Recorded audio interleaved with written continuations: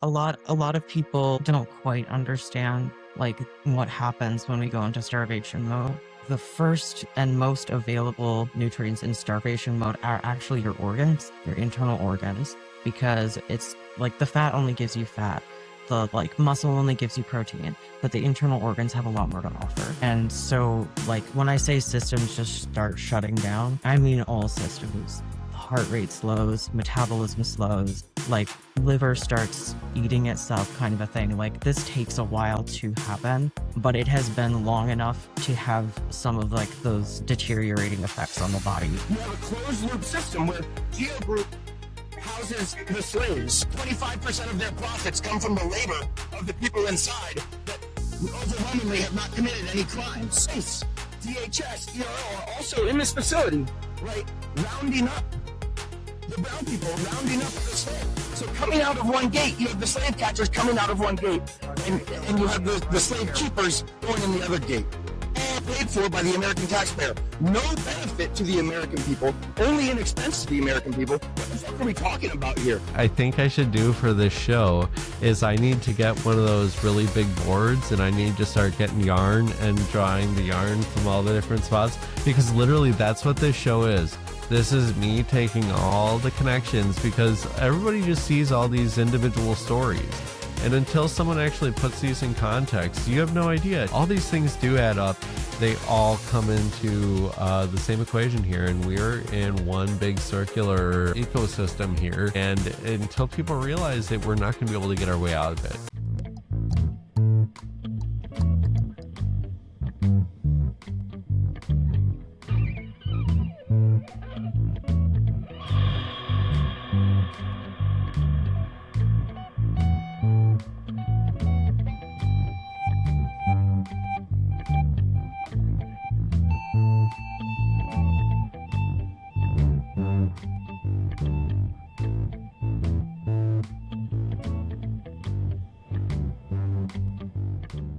Hi, and welcome to another episode of Occupation Breakdown. I'm here with my friend Jules from St. Paul, and we're coming here to talk less about the situation in Minnesota, but now really things have moved over to New Jersey. So we're going to focus on the hunger strike that's been going on at Delaney Hall. It started roughly Friday the 22nd. We're about like 16 or so days into the hunger strike. Now we've seen a lot of state violence over the last weekend. Kind of things changed throughout the week, and now we're back to another really like violent situation again.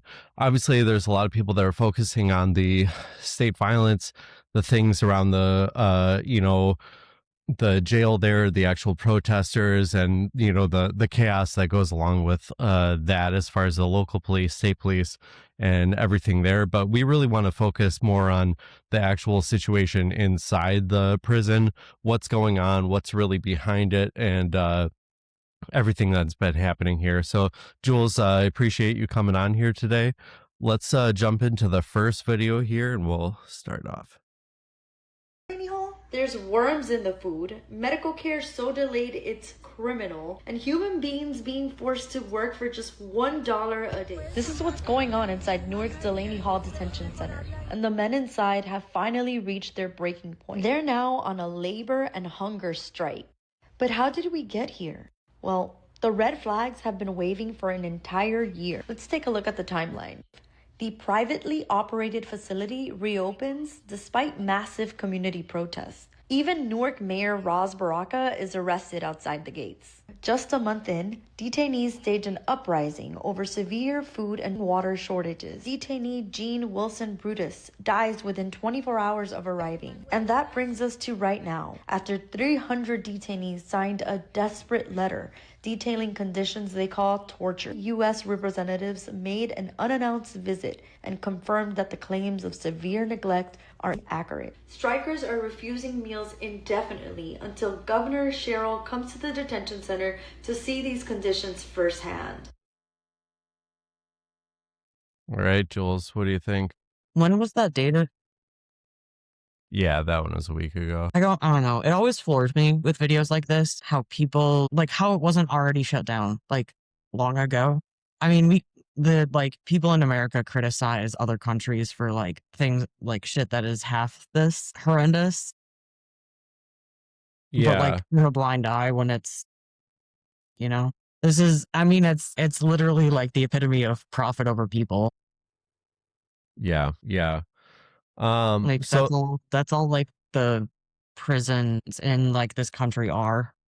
yeah. It's just And free labor. yeah, and then also there's obviously a death that they mentioned there, which I think unfortunately is something that, I think I saw someone else talking about it where it was like, oh, like Democrats are finally realizing that it's like, the prison system is bad. And it's like, well, yeah, I no shit. So I think some of these are actually more common than we think across the prison system, but now that people are really focusing on it, it's like, yeah, it is really bad. So I think the unfortunate thing is sometimes even some of these things are happening across the board. But it is good to focus on it. But the next video I have here is of Gabriela Soto, and it just kind of goes through a little bit about her. Manera de intimidarnos para que nos callemos, para que no sepan la desgracia que está pasando allá adentro. Hola, buenas noches, me llamo Gabriela Soto, tengo 28 años y mi esposo está aquí en Delaney Hall, ya 4 meses, ya va para 5. Él una noche se ha ido a recoger pañales para nuestro hijo y después, porque no entendió el inglés, lo han arrestado sin teniendo ningún récord criminal. Ahora yo estoy aquí apoyando a estos inmigrantes, haciendo una protesta aquí afuera, y por la misma razón que yo me llamo Gabriela Soto y mi esposo pues es Martín Soto, empezaron a castigarlo, empezaron a hacer que él esté, que lo traten de castigar con estando en la celda, interrogándole. Estaban tratando de manipular la situación. Le han preguntado, si te liberamos ahorita, puedes hablar con tu esposa para que deje esta protesta.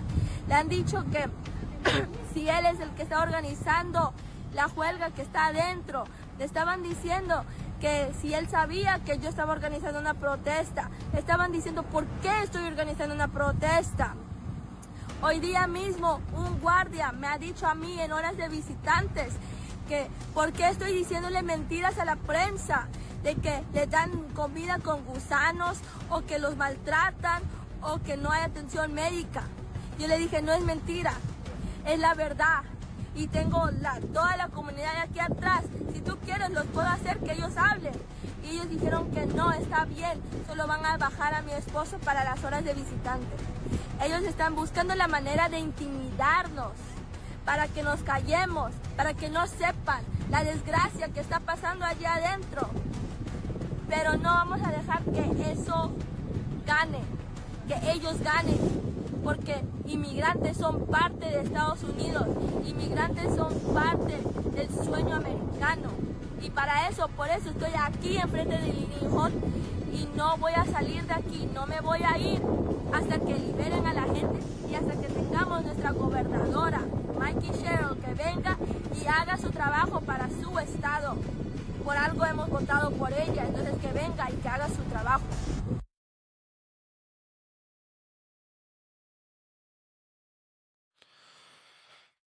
It makes me like really fucking devastated that she's calling on people to do their job, because we've seen over and over how much that job has just been to like terrorize people. And I don't know. I've seen a lot of videos calling out is it the mayor of Newark, Roz Baraka. Cheryl, due to like the lack of action at Delaney. And it sounds like she just does, either she doesn't get it or she doesn't care and is just trying to cover up like all of the stuff that's been going on in Delaney under her watch, because it took her a long time to even say that like, oh, maybe we'll close it down. And she was like, oh, we've got the cops covering it. Well, we saw when we had the cops covering it, that was one of the most violent nights of the protests outside of Delaney Hall. So like seeing someone to call on like Mikey Sherrill to do her job is just kind of like, well, what is her job at this point? Like, what is she even doing? Yeah. Yeah. And I think you said Mikey Sherrill, the governor, Raz Baraka is the Governor, there we go. mayor. Yeah, sorry. Raz Baraka is the mayor. And and he got arrested outside of there, but even now still, what's the PD doing? They're doing all the security for them in and out of the building. It is to supposedly, protect the peace. But I think actually, as far as today, I believe, didn't they actually abandon them and say the security is now the job of the federal government and Geo Group in order to figure out? I believe that happened earlier today or so, maybe yesterday. So now it looks like it's basically just back to ICE, from what I've seen. I'm not sure what's happening on the ground right now. I'm not sure if you're watching it, but it's definitely, As far as I know, it was like back to ICE as of I think, almost like yesterday, pretty much. yep. Yep. So yeah, as far as Gabriela Soto, Martin Soto is in Delaney Hall right now. As far as her being there, she's pregnant. I'm not sure if they have multiple children, I think, but, as far as her being pregnant there and, going through all that, obviously it's like there's definite concerns with being in front of the chemical agents and all the toxins and awful things that are, she's being exposed to. I mean, yeah, but we also know that there are people who are pregnant in Delaney itself, and we know that like the agents have gassed them in the cells. So like, yeah, I'm not sure if there are any Delaney, but I know there's some miscarriages as well as where people weren't getting the care they needed. I know that was also the case also in Dilley as well. So a lot of bad conditions as far as women's care, pregnancy, stuff like that. I'm not sure again if this was Delaney, but this is what I heard. Mm-hmm. I'm not sure which one it was, or it's probably multiple, but I heard that of people entering the prisons and becoming pregnant. Yeah. Yeah, that's and obviously, I think the assumption is you understand who has the power, and it's very likely where it's coming from, and yeah, that's and I saw another thing. It was like ICE just said they're no longer going to report on people that die like right after they get out of custody. So if That's you correct. die within 30 days of being in custody, they would normally actually record that. And they're like, yeah, we're not doing that anymore. So all these things are really, Which is fascinating because yeah. of how many times we've seen them just drop people by the side of the road. Yeah, and so in Minnesota, in the winter there, I know there are some stories. I don't know how verified or I'm sure there's a veracity to it, but if I were the person who had this happen to me, I would be like, shut the fuck up. If I was like released in the park or something, someone said they had a lacerated head. So if they're just like dropping the worst of the worst off on random corners, or they beat up Ian Austin and they drop him on the corner somewhere, and say, hey, figure out your own way home, which is, I believe, what happened, and so he basically walked home like beat up as shit, and that's it in a best case scenario. I was gonna say we've seen cases of when they don't make it home. Yeah, in Buffalo, I believe it was, there is the person who was like, legally blind and, had some other health conditions. They found him just like dead in the snow.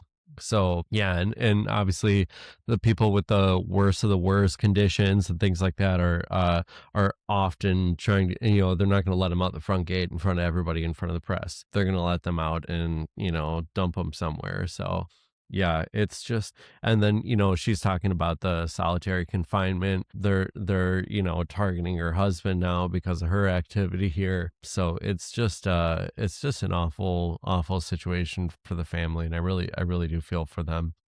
Do you have anything more to say before I move on to the next video here? Yeah, like the way she holds herself with like such confidence and just in the face of all of this devastation is just fucking astounding to me. Yeah. Because I like every single time like someone I care about like is in trouble or is like in detention or something like that, like that is not my face. And I understand that that's also like a privilege that I hold. Like she has to be able to hold it together because she has to take care of so many things at the same time. Like I have the space to fall apart. And it's so heartbreaking that she can't even have that right now. Yeah. Yeah. Yeah, I think she's obviously an absolute fucking badass, you know, like you see her and she's determined. And, you know, I think there's a part of anybody that thinks that they'd be really broken up, but I think there's also a part where when you're in that fight, you're like you would do some crazy shit if that was the person you love and your family and, you know, the father of your, you know, children. And yeah, I mean, yeah, I guess you don't really know until you're in a situation like that, but like yeah, it gets me every single time. yeah.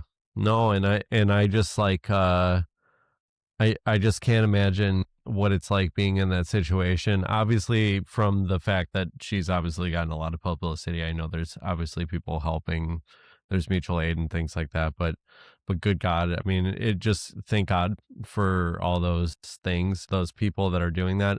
Actually, that is really the exact segue into the next video I'm going to move into here. So let's jump into that, and I think it'll move right in this conversation.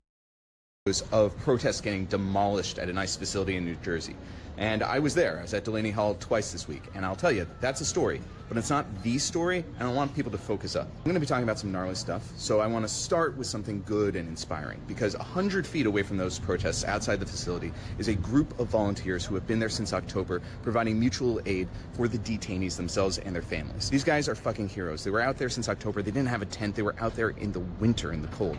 It's very brutal, and a lot of families live far enough away they can't even get here, and that's where a lot of our volunteers step in, and they go in and visit people that they have never even met, but they kind of adopt a detainee and try and see them as often as they can. Wow. And from the detainees, they get information about other detainees who we may know nothing about, and we can get their information to try and get them commissary money, which they can use for both food and to make phone calls, which they have to pay for. Phone calls are $5 a day. Yeah. $5 a phone call. A phone call, yeah.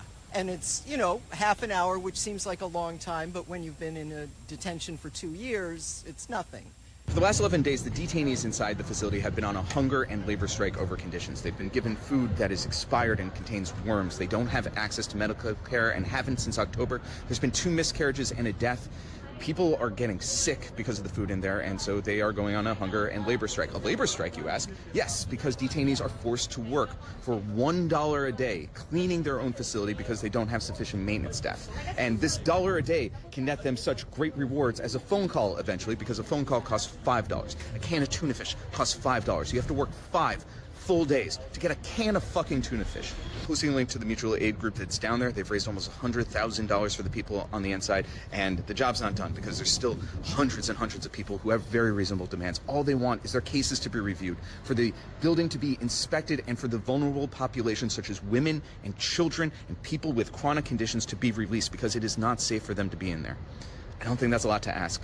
So remember, even if your feed is covered with distressing videos of like martial law and curfews and whatnot, that's not the story. You can do real good for real people by helping the heroes who have been volunteering there for months, quietly behind the scenes, not drawing attention to themselves. This one irks me a bit.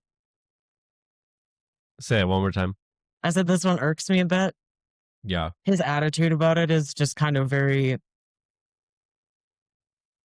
I don't know. It's missing a lot of context. He's right that the volunteers out there have been like doing this for months and on end, and have been doing like the good work and not making a lot of attention about it. But the thing is, the protesters are getting a lot of attention about it because they're trying to get it shut down.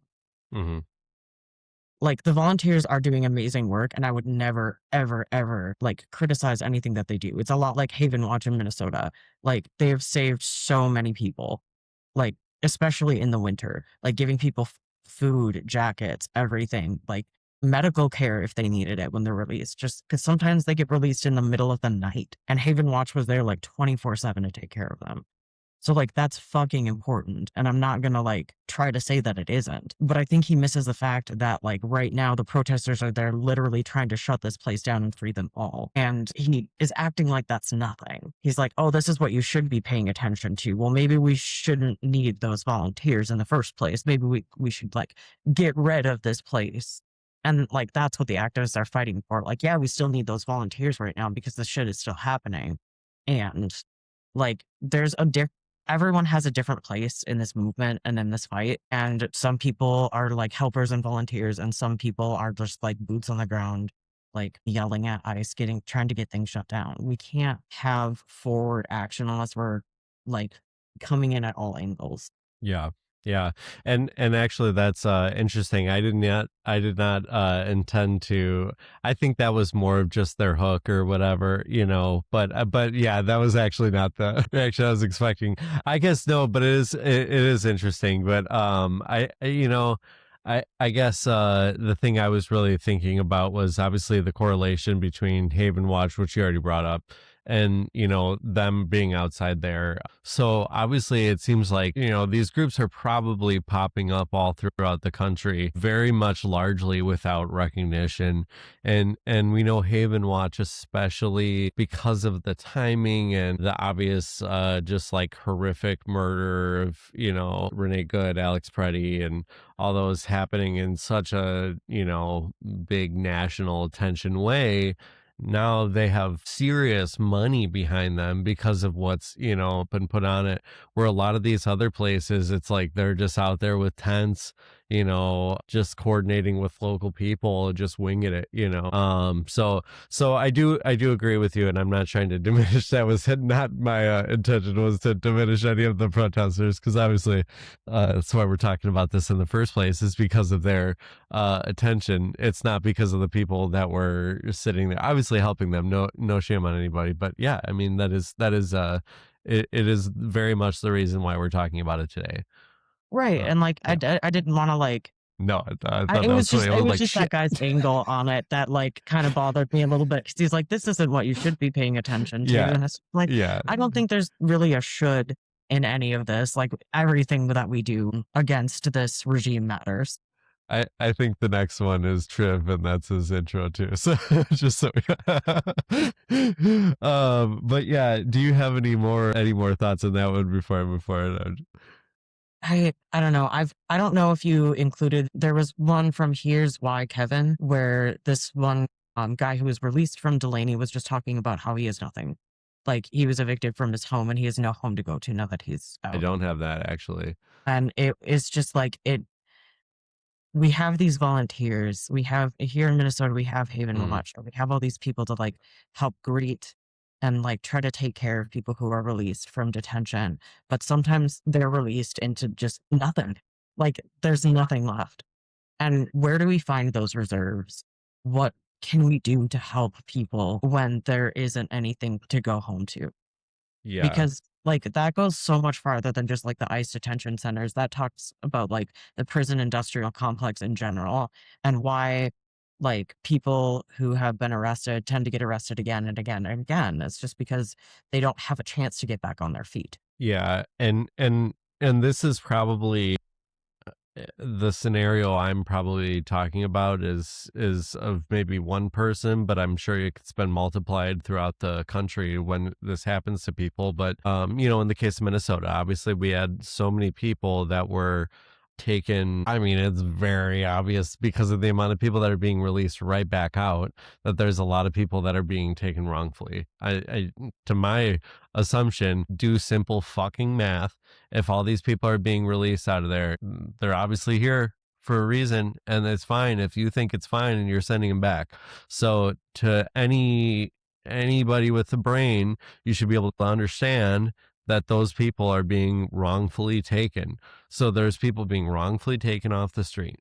So if you're on the way to your job and you're wrongfully taken off the street and nobody knows about it, your job is like, hey, no call, no show. Maybe they have some places it's one no call, no show and you're fucked. It could be one or two and you're lucky if you still have a job after that. So you basically could have just lost your job at that point. And then next, what happens after that. I know there was one where it was like the person was, I believe, taken, and their car was like either stolen or something happened because they left their car on the side of the road, so the car is gone, and then they get put in, they lose their job, and then by the time they get out, they've already been evicted. Their landlord didn't know, so their landlord just like, they just dump your shit. So this person literally lost every single belonging, every single possession they've ever had, their car, their job, and basically their entire life has just been fucking thrown away. And so thank God we have Haven Watch and we have these people trying to help them and stick up for them. But like I said, Haven Watch was able to sustain a large amount of donations because of the large amount of publicity and all the things that they've been able to do. That is very fucking rare. And I know when I've talked to a lot of people as far as community aid, there's people for a while that it was like, oh, we're doing groceries, we're doing all this stuff. I'm sure there's people that need things like that just in general. I mean, the economy's fucked, so besides that, but just in general, at that point people are afraid to leave, so they're they need groceries, they need all these things. At some point it was like, no, these people need like long-term sustained financial relief. And it's something that the average person we just can't, we're just like tapped, and people are just running out of resources. And without an actual, government or some other entity coming in and helping people from above, I really don't see how else we exist. And like you just said, yes, go straight back into prison, but I'll let you go because you look like you're. No, I was gonna say I'm nodding along because like that's exactly what like I've been working with a few families, and at near the beginning it was possible, not always easy, but possible to get them to connected to like local mutual aid networks and get them in like the lottery system for rent relief and things like that. And usually they would get something. And now it's just like, again, I'll send link after link after link of things that have worked. And it's just like, we're at capacity, we're at capacity, we're at capacity. Yeah. And just there, like you were saying, there's not anything left. And the only like, it's hard not to feel helpless in a situation like that. And I have to believe that there's a better way. Yeah. I don't know what it is besides building foundations, like continuing to build these foundations of mutual aid and support and figure out how to have less reliance on like the state. But that's like a long-term game and we need help now. Yeah, like as a community, we almost need to like work together to overcome the inevitable fact that our asses are going to end up in prison. Because we're going to need to feed our families. We're going to need to do whatever. At some point, you have to resort to whatever you could do to survive. And, I think we all understand that crime and safety and all those things are very relative to like people's financial and stability and like whether they could feed their families or have a place to live and all those things. Like you get desperate and people do crazy shit. So yeah, I think and at some point, it doesn't matter even if it's violence or whatever. And now we're in this surveillance state. You go to Target and it's like, they're staring at you on your self checkouts. Once it adds up to like, I think it's $1,000, then they have like a felony charge on you. They just sit there and work files on people. So, you feel poor and you're like, skimping an onion every week or something. Just wait, they'll I was walking out the other day. And who knows what this woman did. And I was like, holy shit. But this woman in front of me, she had a baby and, super innocent looking, and they fucking blocked her off. And they're like, you were now walking out of here, and turned her around. So yeah, I mean, it doesn't matter who you are. I mean, it doesn't even matter if you, I mean, at this point, we've clearly seen it doesn't even matter like the legality of the situation. Yeah. That's another thing that I've been talking to, like with a lot of like community members and things like that, is that we're at a place where if we want to push back against this system, we are risking arrest. Yeah. And that is because they are arresting people for standing where they don't want us to stand. Like, we've heard it more than once. We saw it at Whipple. We've seen it at Delaney and probably other detention centers. The whole get in the First Amendment rights zone. Yeah. It's not we don't have First Amendment rights. And it's arguable that in this country we ever have to a certain extent. It all depends on your agreement, with the current administration. But now it's like really, really, really clear that it's just not present. Yeah. And that really just I think that really leads into the next ones here. So I'm just going to move this along and we'll just keep talking about this topic. Have a conversation about Delaney Hall and what's going on. First and foremost, the reason why people are out there and the whole point of everything that was going on was because of the people that are being mistreated inside of Delaney Hall who have no criminal record. Delaney Hall is one of the lowest level detention centers that you could go to. So that would insinuate that anybody within the walls of Delaney Hall has not committed a criminal act. Those people are not being detained within Delaney Hall because it is one of the lower level places that they can send you, one of the lower level camps that they force you to work that is owned by the GEO Group, a private organization which would also deem that facility of Delaney Hall is essentially not federal property. It is a private owned company, a private owned work camp by the GEO Group. Not only is it a private owned camp by the GEO Group, people have been outside of Delaney Hall for a year fighting this fight, and I just found this out a few weeks ago. I had no clue. Everything that I cover and everything I knew, I had no idea. And when I found out, I went down there and I started hearing more, and I started finding out more. There are people's families who visitation is shit. You get 30 minutes to visit your family. You can't drive down the street. Newark PD will not allow you to park your vehicle there. Now what you could do is you could get dropped off very quickly, but you have to keep moving. You have about 30 minutes to see your family. You have to go into the facility. That takes about 10 minutes to get processed and all the other shit. That means you only have about a 10 to a 15-minute visitation with your family member that is being detained inside of there. And next thing that we need to talk about is it's not just people of Latino or Hispanic descent being held inside of Delaney Hall. Is it the high majority? Yes. But there are other people, ethnicities, and other cultures that are being held within those walls of that detention center. They have also fortified Delaney Hall to make it look like a makeshift battlement, a duty station at this point. Also, there are no ICE agents that are seen at Delaney Hall as of now, since major media has left. The reason why is because they do not operate out of Delaney Hall. This information is coming from Kevin. I appreciate you, Kevin, for that. But they do not operate out of Delaney Hall because that's not where they work. It's just somewhere that they were going to protect Delaney Hall from aggressive protesters. But people who have been sitting outside of Delaney Hall protesting for over a year had never seen the aggression that they saw last week. CNN, Fox News, MSNBC, MS Now, and all these other major news networks popped up down there, saw what they needed to see for the week, and then disappeared. And now we're on to the next bullshit subject. There's camps like these all over America popping up left and motherfucking right. Do better, America.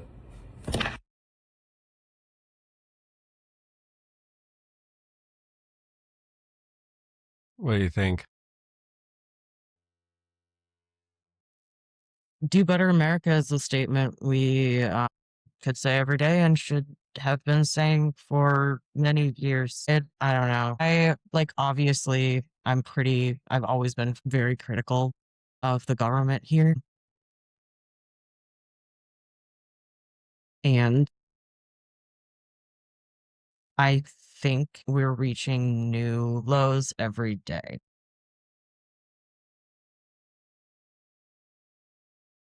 And I'm not just saying that because more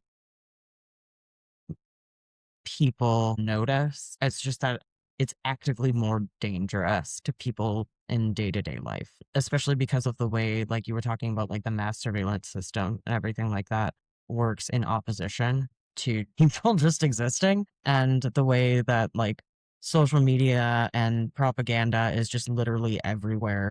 It's in our brains all the time, and that's not something we've ever had before. We've had full-on like occupation and like colonialism and things like that, but we've never been so disconnected from like our sense of humanity. Yeah. Well, yeah, and I mean, so that's just like the technology and the bullshit distractions and all that stuff. It's been working its magic on our society for as long as I mean, for hundreds of years, let's just say. But even now, it's like it's so fucking in your face. Like everything is just a goddamn distraction. And you know, I don't even know what the fuck is going on in DC right now, but this is just a little minor caveat or whatever. Yeah, But go for it. there's all these goddamn influencers in DC. They're going to like the DNC prom, all this bullshit, and I don't see a goddamn one of them talking about what's going on in Delaney Hall, which is not like horrendously far away from there. It's on, I don't know. So the whole thing, that to me is just like weird how there's such a, outside of our circles and certain parts of the press, this is very like limited who's actually watching this. And, it's like people are more concerned about like Graham Plattner right now than what's going on here. And it's just like, I don't know. I think these are all just big fucking corporate distractions here. And so I'm thinking here, so I was talking earlier about Target, whatever, it could be any Home Depot, it could be any fucking store, and so what they're doing is basically they have companies that are taking like data from Flock. And so essentially, like when you drive around, you drive into a parking lot of a store, now they carry that data from like your license plate, and then they take your phone data of you walking through the parking lot, and they know your ass is in that store. So they could actually like track real time, and there's like actual stuff that's going into it, which is like where they get the dynamic pricing and all that shit. And so a lot of these things are working together, but it's like, as people start to do stupider shit, people get in riskier behavior, they start stealing, they start doing these things, you land your ass in one of these jails, and essentially it's like who's actually benefiting from it. And it's the same fucking corporations that we're talking about. Like they're using that labor to package goods. Like if you go eat at fast food, I've seen the list of it. I know Target is among them, but of all these companies that benefit from prison labor directly, and it's absolutely incredible. And I know at some point there is a thought that private prison labor is like, it's like a reshoring effort, because not only obviously the labor is just insanely cheap, but you get to slap Made in America on it. And so it is like this ultimate fucking corporate ruse. And all it takes is a set of people for them to fill the prisons and to actually fill that labor and do the work for them, and without, a lot of attention on it. So it's been happening, obviously, a long time. The 13th Amendment, we understand, obviously, when we go through all this, all these white people are like, oh my God, America has never been like this before. And it's like, and then you talk to like black people and anybody brown, and they're like, what the fuck are you talking about? So obviously this is something that has been happening for a long time. It's just a certain segment of the population has just been, relatively unaffected by it. But the more we get desperate, the more, this system is tilted against us, and the billionaire class and all these people are just trying to get more and more. It's just inevitable that more people are going to crack. But 100%. do you got any thoughts here? I don't know. It's so, I don't know. It's like, I want to like, so I keep thinking about like how we're going to go forward, right? And I can't think of a single way to do that in like a system of capitalism. Because you were talking about like all those companies, it all goes back to these companies that own everything. And like, I just don't see a way out of it other than disrupting all of that and breaking it down, starting over with something else. Like, I mean, the only reason we have the people in power right now that we do is because of money, which is something we made up. And that will never be lost on me. Yeah. It's the whole thing is just fucking ridiculous. And yeah, I mean, it's the same companies, because they all work under the same, it's like Right. BlackRock, Vanguard. I'm trying to think of all the different ones. I'm blanking right now, but and then like Chase Bank and all that shit. It's like they're all there in every single pick a corporation. Like I think they own like 10% of the Fortune 500. I mean, give me a fucking break. Like, I believe it. I mean, the more, like, the higher you get up that corporate ladder, the more dehumanizing it is. And the less they care about people, because the less they feel like people are actually people. They just see them as pawns. Yeah, and so there's one thing I did see there. So they were talking about it being a low level camp and like a low level security one. And Yeah. I think that's something that people need to think about, is that when we're talking about even as far as World War II and everything, a lot of like what the way Germany was able to do all these incredible like engineering feats and all these major things was fucking slave labor. So yeah, they did exterminate, millions of people. And I know 6 million Jews is just the start of it. There's like, the LGBTQ community. I know gypsies were a huge part of it. There's all these different groups that were just like severely wiped out. But basically, the people that died, that was after like, those are the people that were like not usable to them at some point or used up by, their labor. So like they worked their asses off, so I think it's important for them to figure out how do we, if you are like, oh man, we could only get all these crazy violent people, are they really good at doing production? Like, no, we need people that are subservient enough that they're gonna like shut up and just do the right thing and actually produce good work. And so at some point they need to start like raising the bar and finding more and more people to put into their shit. And if you're a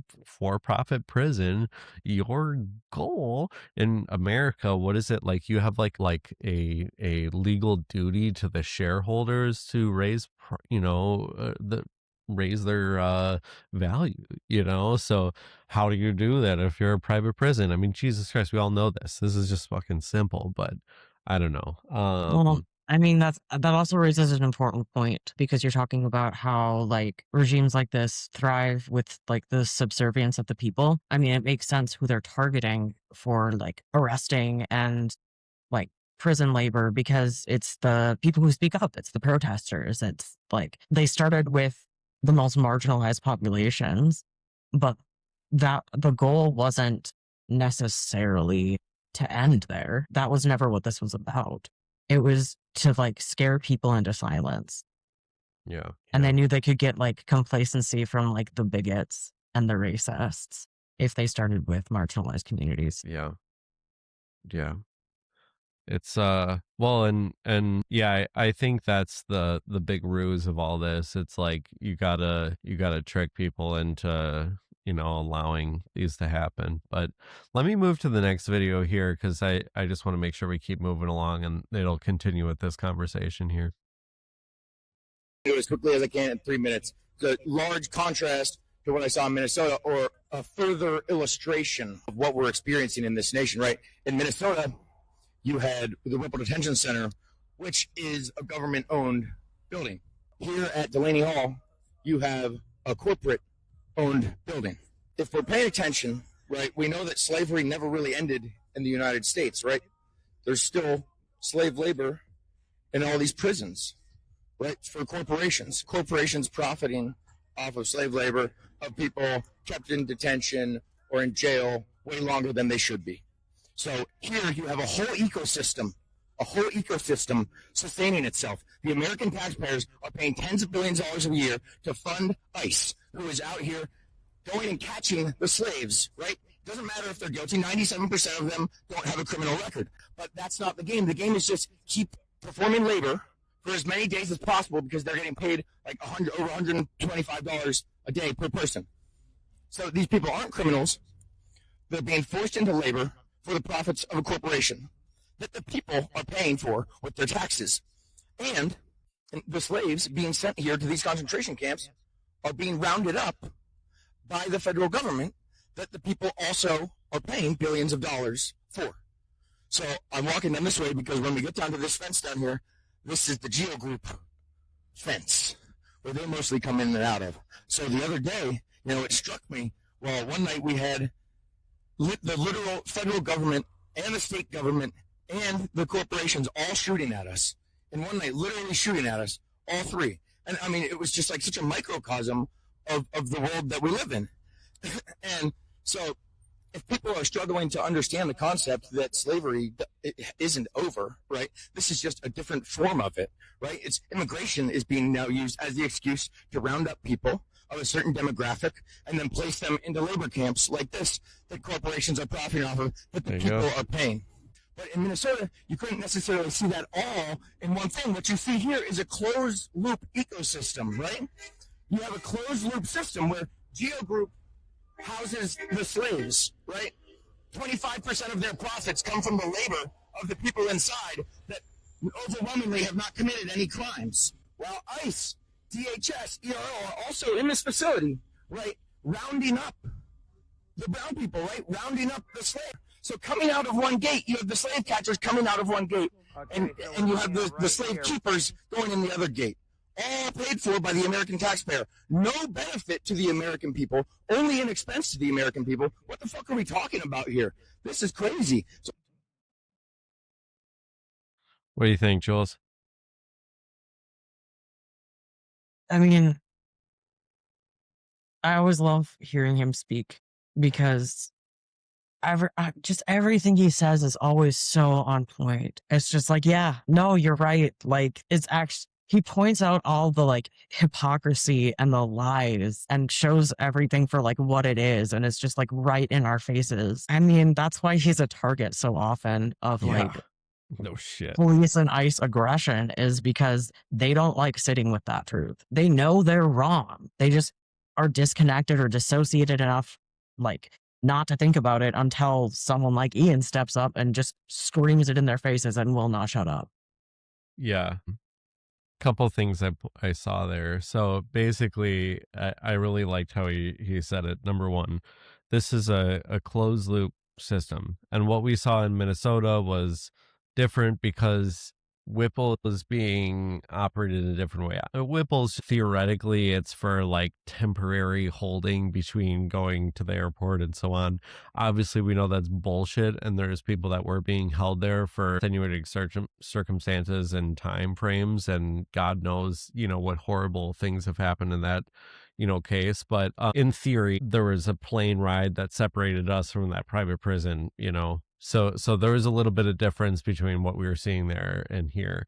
And so when you go there, basically, and this is how he described it. So we as the taxpayers, we pay for ICE, the kidnappers, to go out and search the streets and, be the goons and do all that shit. They detain the people. We as the taxpayers pay for the private prison to hold these prisoners.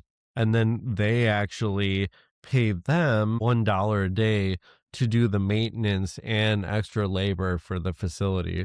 So not only are they, we're paying for the fact that they're there, that should pay for the fucking facility and the things to, at least like do right by their basic, whatever standards. There should be something there that should be paid for easily. But no, they're like, no, we're not even doing that. We're also going to take their labor just to maintain the facility. We're not paying for that out of our own money. We're going to make them fucking do it. So there's that too.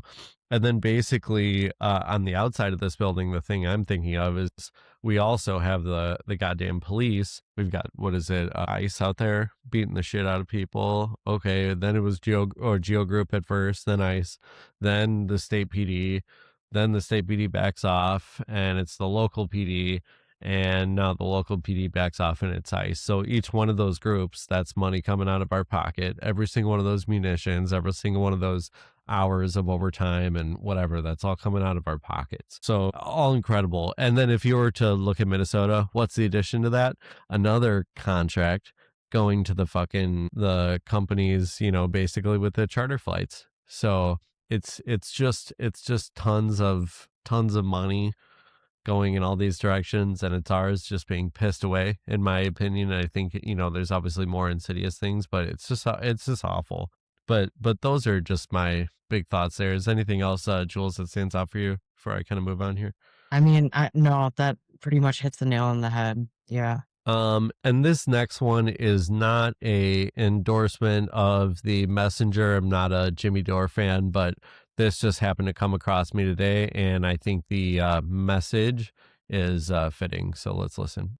seems to me like in California, they've spent $25 billion in just a few years to try to tackle homelessness, and homelessness has only gotten worse. They've spent $80 billion on ICE and ICE prisons. And what I tell people is that those ICE prisons and ICE, they're not there for immigrants. They might look like it. There's a show. They're there for you. They are. For when you wake up to what's actually happening and you protest the data centers, or if you do vandalism on the data centers, which is what Larry Fink is afraid that Americans are going to drone bomb the data centers. And so it's to create a surveillance state. And that's what those prisons, they're not there for immigrants. They want the immigrants here. They want them here because they want cheap labor, and they want workers fighting even poorer people in a more desperate situation than them. So we don't come together and oppose the oligarchs. So that's what I say is like we've become China as a surveillance state with no rights to protest, but we just have more street crime and slower trains. That is the game, right? That they want to keep this chaos, this homelessness. I mean, it's just unbearable here in Los Angeles. It's to make people beg for more authoritarian solutions. So we'll accept the surveillance state, and the prisons are there for people who try to rise up against it. Is my assessment correct? What do you say? Yeah. So authoritarian regimes create conditions where, in essence, people beg for their own enslavement. And you're very right, of course. Well, look, people don't build concentration camps and tell you honestly who they're for.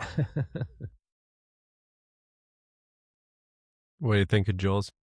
I mean, when I've been like listening to reports about like Delaney and similar detention facilities, it is always striking to me just how long some of the people have been imprisoned there. It was longer than I originally expected. It was years. So my thoughts here is like, because there's people that I'll see in the comments that will be like, well, they should have self-deported. And it's like, so is the whole thing that if you don't self-deport, you're never going to leave and we're just going to hold you indefinitely and you're going to do labor for us? Is that like the open admission here that we're just saying now? Because that to me is just like, I mean, I think there's a lot of people that are like, let's ship them out.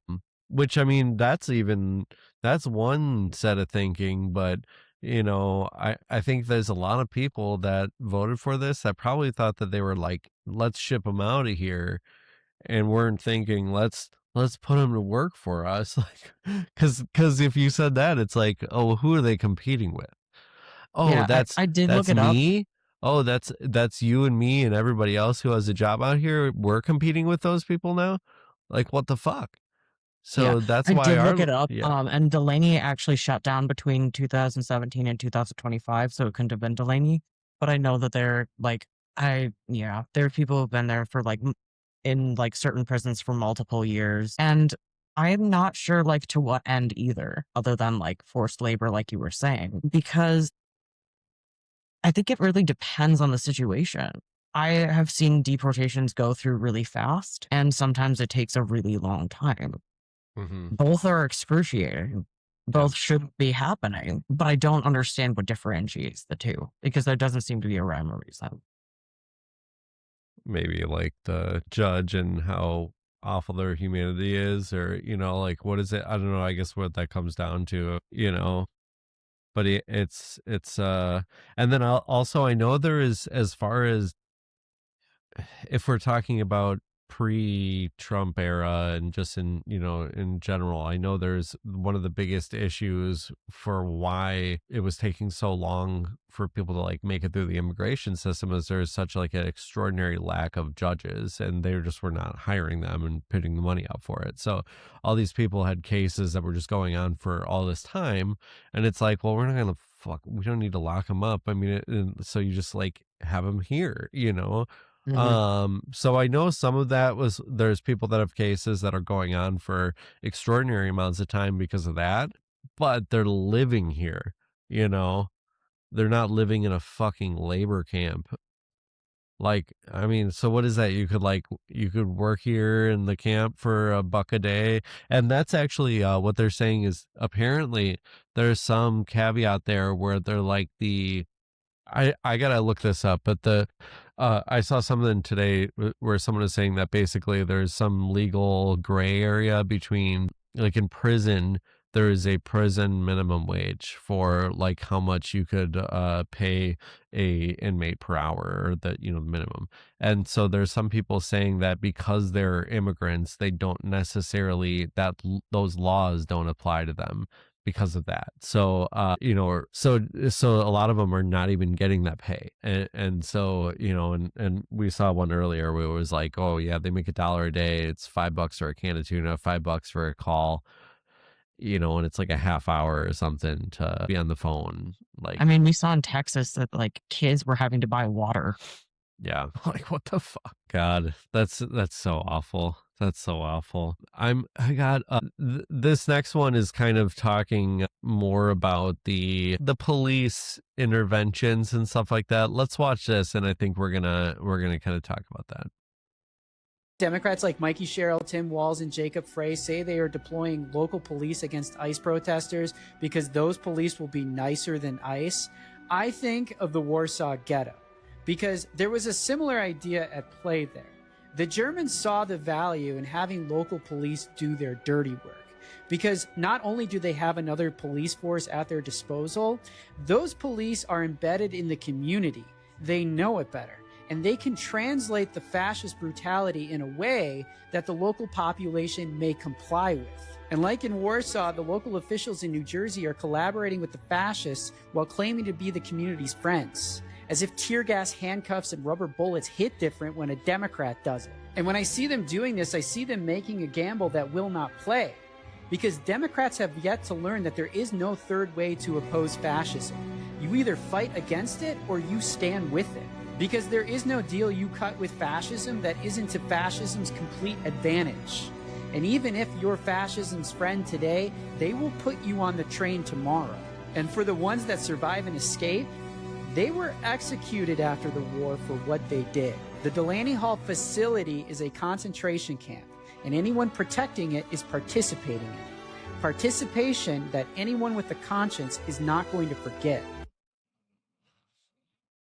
What do you think of Jules? Yeah, 100%. That has been my experience. That has been the experience of a lot of people in the community. We have seen it both when it comes to protests and when it comes to like even abductions, especially now with things taking a different shape than they did at the beginning of Operation Metro Surge when ICE was doing a lot of raids. Yep. Now, in his words, the police are doing their dirty work, where we are seeing more direct handoffs from sheriffs to ICE officials, whether that be from the courthouse or from county jails. Like just either yesterday or the day before, there were like a few abductees and one was literally taken off of the street after they were like let go from prison. Yeah. Yeah. And just the idea that it's like, and I think it was Governor Mickey Mouse who said something along the lines of, I brought out the state police because we're actually being nice to you because what's going to come is going to be worse. It's like, I don't know. It's definitely a like a veiled threat. The way it sounded, because it's just like, oh, you're saying you're terrorizing your citizens to protect them from more terror. You know, and I think we need to start thinking about, this is always at the tip of my mind when you think about anything. I mean, it's like, really, what's the fucking issue here? And it's goddamn money. It's money in politics. It's all these things. And so why can't these people speak out against it? It's because they're getting donations from all of the companies that are making out like fucking bandits. And, you know, maybe they're going to make out like a little less of a bandit under the Democrats, but they're still doing really well. And a lot of these, a lot of these PACs are just hedging their bets. And there's some that spend more money on Republicans, but dear God, there's a ton of them that spend all over the place. And whether it's, hey, let's spend money on the Republican who's just going to do our bidding, or if we lose, let's make it the weaker Democrat. Let's fuck that primary up so that the only option they have is like, milk toast or, in the general, or just like Satan, and it's like, okay, we'll take the milk toast, but the milk toast is still going to do our bidding and won't get as much attention for it, really. I mean, I don't know. I still, I just don't like it when it's like, all the, Mickey Mouse, you've got, what's his face? Who's the guy who got pepper sprayed? I'm just thinking, I know what you're talking about. Yeah. the senator, Andy Mhm. Kim, Andy Kim, you've got all their different people there that are all taking massive amounts of corporate donations, APAC money, Cory Booker as well. Okay, they're throwing out big words like, hey, we want this to close, and they put out all these things, but is it anything more than just words? Like, I feel like a lot of them are, you don't really see the action and stuff behind it. And, and then when you have Mick Cheryl, it's like, she is putting action behind it. She's fucking shutting that shit down. So yeah, you can say what you want, but I don't know. It's like, it's your state. Don't you have any domain over this? I mean, at some point you could be like, this isn't the federal government. It is a private company. You could shut off the utilities. There's so many things you could do to like shut this place down locally. And or at a state level or something. And it's just like, I don't know, if it was a federal facility, I could see it, the argument a lot more, but knowing that it's just a private prison, it's like, for fuck's sake, what are we doing here? And let me look, I'll bet you she gets donations from them. I mean, maybe not, but it wouldn't surprise me, so I don't know. Any more thoughts here? No, just that, like, it's really exhausting that pretty much every politician is bought and sold at this point. Yeah, not all of them, but honestly, it sucks because even if you aren't, like, there's the piranhas and all the corporate money and all these people are out there going to fucking find anything that they can about you, and they're gonna goddamn ruin you. And now that we have mass surveillance, we have all these things. I mean, hell, anybody who's been on social media long enough, or been on a device long enough, I'm sure there's some dumb shit that someone can get you for. So it's basically, it's just it like, anybody who has the audacity to speak up, they're gonna fucking find a way to just ruin you. I mean, like, I don't know. There's just a million examples that I could think of, but it's just bullshit. And, people on the left are going to eat them alive too. And, it's really unfortunate. I got basically the last video I have here for the day. This is basically to kind of wrap up the conversation here. We have, all the various angles of this that we talked about. This is kind of I think this was yesterday. I believe this is the 16-day update of kind of the situation here. This actually might have been, well, now it's yesterday, but the 6th, I believe this is when this is from. 26. Here's a quick Delaney Hall update. We'll talk about the protests at the end. We're going to talk about the detainees first. Today, the hunger strike is on its 16th day, but not every detainee who was a part of starting this hunger strike is still on a hunger strike.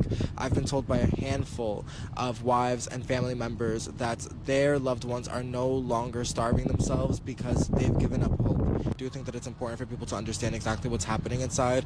The detainees have now gone more than 2 weeks without eating, and they have lost hope. Their number one demand was for the governor to be allowed in to see them, and for their cases to be reviewed, and for a doctor to be let in, and for the sick and elderly to be released, and those things have still not happened.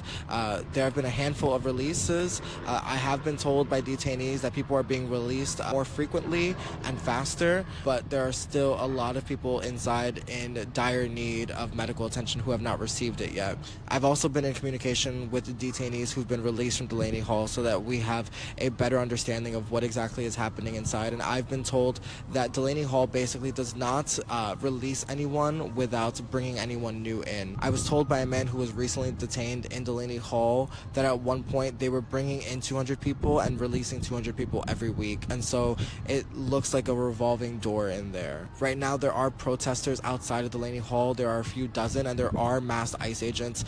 ICE was not here for a couple of days, but now that Newark police has backed off and state police is gone, ICE is back. They are masked, they are armed. So far today there have been no reports of violence or excessive force. Protesters have not been violent, nothing like that. But if there is use of pepper spray or other chemical irritants, people could be really hurt because Newark police is on both ends of this road. They are not allowing protesters to bring in any backpacks. They are not allowing anyone to carry protective equipment with them. So if there is use of chemical irritants, people could be really hurt. Again, it's not clear yet where this order came from or what law justifies the police saying what people can and cannot carry on a public street. But that's everything we know so far. I'll be back with more updates when we have them. What do you think, Jules? Well, that just proves the labor camp thing, like having a high turnover rate in a job. 200 in, 200 out. I mean, Well, if they're not they got to releasing keep the profit anyone, rate. if they don't bring someone in, Yeah. obviously they're doing something with them, right? Yeah. This keeps their budget flowing, you know? Yep. Yeah. It's like it makes me think of like how law enforcement officers have to have a like arrest quota or whatever that they have to make. And so they like just pick up random people if it's getting close to the end of their shift. Yeah. Yeah, well, and I mean, obviously the quotas, think about during Metro Surge, it was like, what, 3,000 arrests or some bullshit a day. And they're Yep. just arresting. And I think it was even Stephen Miller. He was like, arrest anybody. Doesn't matter. We just need They the probably numbers. said it in a lot more racist way. Yeah. Yeah. So that 200 in, 200 out, that was the first thing I heard there. Obviously, the most devastating part of that message, the fact that the detainees and all those people are just straight up giving a hope. And you know, I guess the thing you were saying earlier is like, where the fuck do we go from here? And if we're feeling hopeless, imagine how hopeless it is for them, you know? That's just the most sinking feeling. Go on. I don't want I hesitate to use the word hopeless for how I feel personally. Yeah. Because I mean, we're not fucking going anywhere. We're still going to do everything that we can. What I feel right now is directionless. Yep. I don't know what the next move is. Like, we can continue what we've been doing, but that's having less and less of an effect as they adapt to our like protests and whatever, and like our patrols and whatever we're doing. As the mutual aid runs out, as the funds decrease, as like all these things are happening, like we need a new direction. We need to re-strategize. We need to figure out how to make these foundations of care and support. And personally, I don't know where to start. I know that I need to listen more than I need to try to lead in this situation, because there are a lot of communities who have been doing this kind of work for a long time, thinking specifically of the Yep. Black and Brown and Indigenous communities. And I am frustrated that they are not getting the, I guess, publicity, for lack of a better word, that they deserve. And that, I mean, we have so much to learn. We're so used to operating in this capitalist system that we don't know a different way to work. We have to completely like rewire the way our minds work and respond to like society and like that's hard work. That's a lot of internal work, a lot of unlearning and like allowing for mistakes and things like that. Yeah. And it takes a lot. Like people in general don't like being wrong. And here's a pretty big wrong. Yeah. Yeah, I think that's one of the toughest things here, because I think there's, you know, even like, let's say like, you know, Mercado, for example, the other day, and this is, you know, no shame on him at all. You know, at the end of his trip, basically, like you could see I mean, it's very clear he's being totally open about it. The just like I, you know, what are we doing? What the fuck are we doing? You know, and it's like, what, this next No Kings is like a webcast or something? Like, I don't know. It's just like, what the fuck is happening here? Even just like being in the streets without something behind it, it's like this just seems like directionless, you know. And then to have the same people that were supposed to vote no matter what for, I mean, attack us, like he said it straight up, worse than Metro Surge. Yep. This is worse than we saw from ICE. This is worse than we saw from. I would imagine. I don't know if that's if he's made the comparison between how the police were treating people during, George Floyd compared to this, because obviously he was someone who was very in the thick of it. I just wonder, because obviously we had the National Guard, we had all those layers, but it's like what we saw there was insane. I've never, like, we were watching the other day. It was just like they're launching fucking mortars. They're, oh yeah, they're shooting fireworks at us. No, that was you. That came from your ass, your side every fucking time. I mean, that was some of the craziest shit I've ever seen. And that was all the state police, the Democratic led state police, saying, we're doing this to protect you from something that's way worse. Okay. The fuck? We're going to try to trample you with horses, but I promise you it would be worse if we weren't here. So I understand, what did they call it? This is like risk mitigation. Like, yeah, I'll vote because that's, but does that mean that I'm like, think this is the end all? God fucking no. That'd be hopeless if I just sat there and just voted and walked away, and I think a lot of people genuinely do. If they even vote, that would be lucky if we had people just vote and do at the bare minimum that. But yeah, I don't know. I'm just, I'm struggling here. I wanted to make sure you had mentioned, obviously, you were very intent on talking this about the hunger aspect of it. You mentioned also that I think it was World Hunger Day or something, I believe. The other day, like last week, it was World Eating Disorder Day. Oh, okay, perfect. Yeah. Do you have any comments on kind of that aspect of it? I want to make sure that we're able to talk about that if you have any thoughts. Yeah. So at the beginning, when people started hunger striking and it started like making the news, it impacted me on a like really intense level because I didn't quite understand. Because from my perspective, I was like, well, why, if they're feeding them this rotten food, why would they care if they then decided not to eat? Like, what difference would that make? But that's not what it's about. It's not about trying to make the people who detained them care, because they're not going to. They never did and they won't. Like, that's been clear for a long time, especially considering like the conditions that they're being kept in. This is happening because it's the last thing they have. And that is often what it feels like for people with an eating disorder. The eating disorder and the way like food and our bodies are viewed feels like the last thing that is within like control and where we can find autonomy. And so that's latched onto. And it's a very different situation when it's in the mind versus when it's being forced. Yeah. But it's a very similar mental state when things get that desperate. The hunger strike is happening because what else are they going to do? They tried so hard, so many different things. And it's like, well, I can do this one thing maybe. Like, I don't know if it's anything, but I can do it. So here we go. So, regardless of the intent, though, I think when you're talking about that, though, the actual physical and mental and all the emotional tolls that go into your body, and when you're deprived of food and water and things like that, I have some thoughts on that. But do you have any kind of thoughts on like the things that people are going through and kind of how that takes effect on your body? Well, I suffered from an eating disorder for about like 13-ish years of my life. So yeah, it's different for everyone, obviously.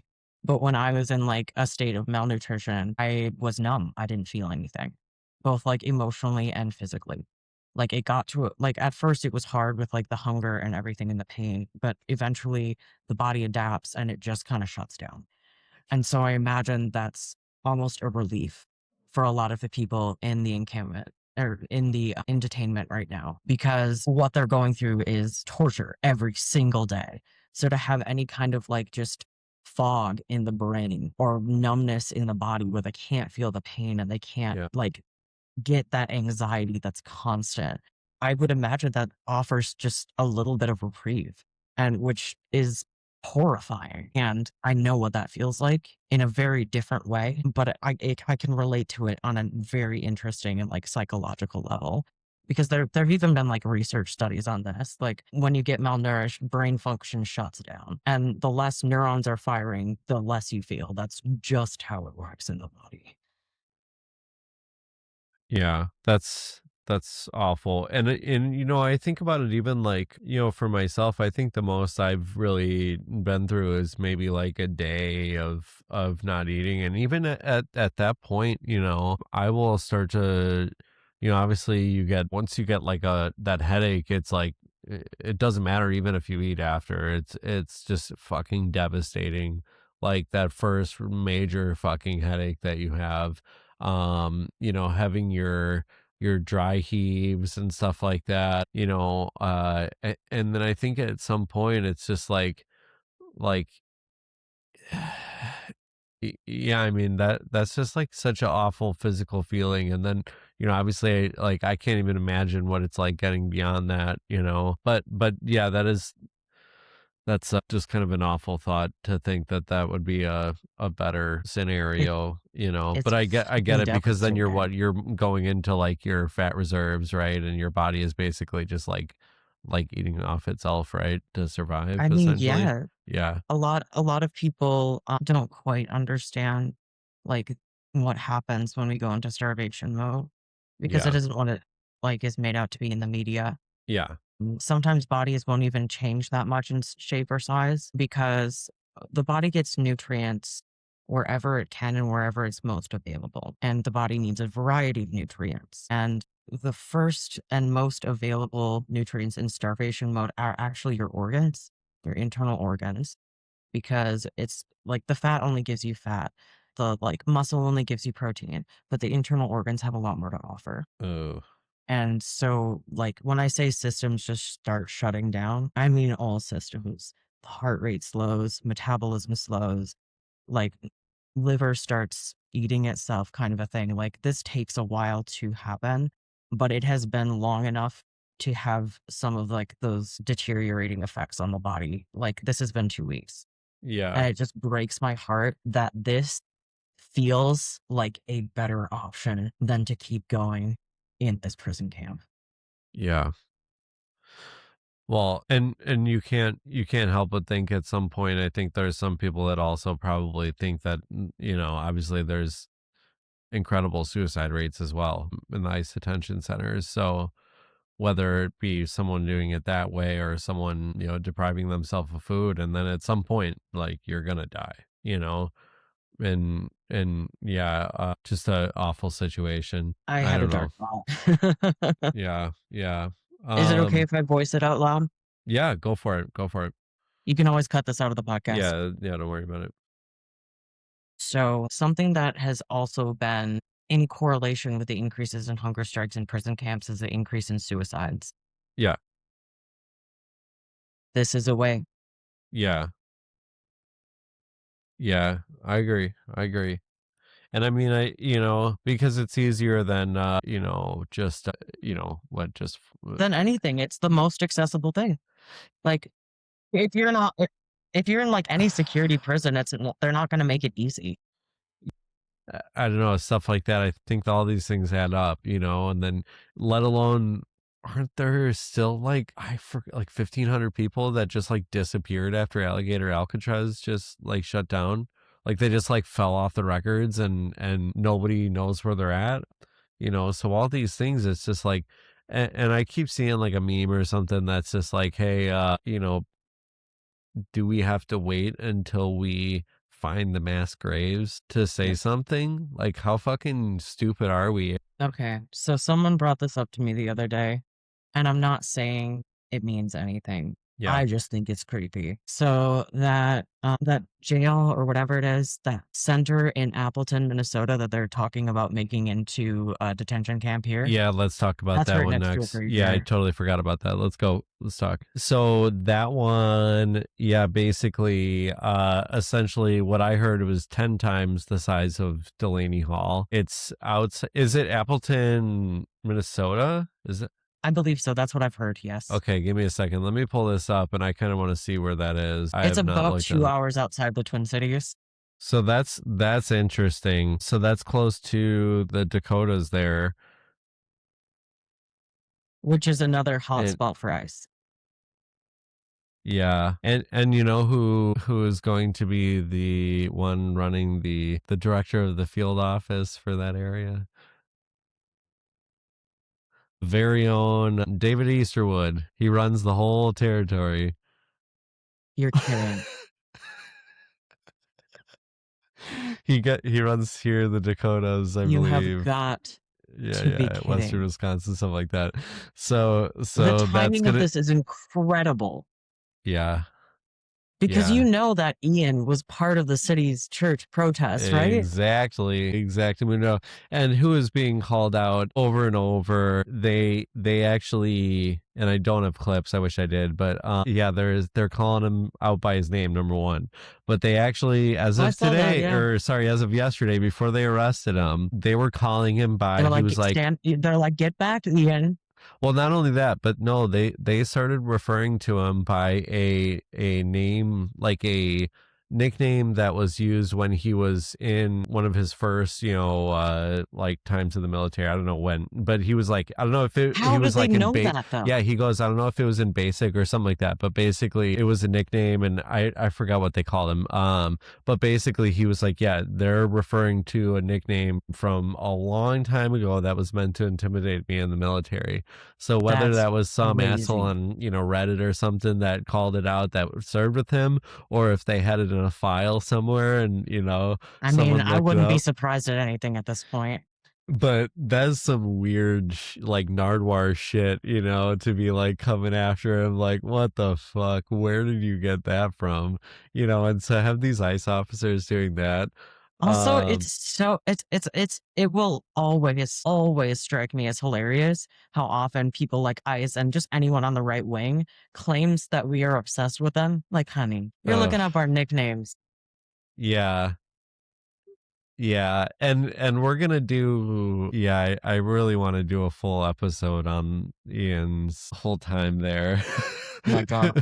His whole life. It's been a lot. So I won't go too far into that, but I think just that that connection there of him being singled out by someone who he is currently dealing with a court case, as far, it's a federal charges, so it's not like David Easterwood is personally, putting the charges on, but obviously he's a part of the federal government and is very much active here. So, so David Easterwood is obviously a part of this. He runs this whole area.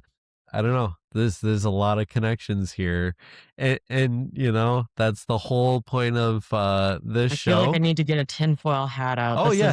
This is the whole. So actually, what I think I should do for this show is I need to get one of those really big boards, and I need to start getting yarn and drawing the yarn from all the different spots, because literally that's what this show is. This is me taking all the connections, because everybody just sees all these individual stories. And until someone actually puts these in context, you have no idea. And you're just like, I don't know, it's just one thing here, one thing there. All these things do add up. They all come into the same equation here. And we're in one big circular ecosystem here. And until people realize that we're not going to be able to get our way out of it. And do I know the way out of it? Fuck no. But at least I could like say what's right in front of me. And I think until we start, realize it and can acknowledge it, can we then start to figure a way out of it? Yeah. I mean, even if, regardless of what we're looking at, the first step is always like acknowledgement. So like pointing out hey, this is happening. That's kind of weird, huh? Yeah. It's an incredible time that we're living in here. But yeah, so I think we're, get running out of time here. Jules, you got any final thoughts here for the day before we send off?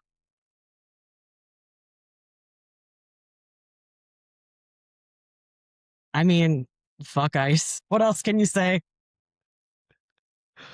I don't know what is there a place we could find you, Instagram, something like that, that people could find you, Jules? Yeah, I'm just at Jules and Addy Cat on Instagram.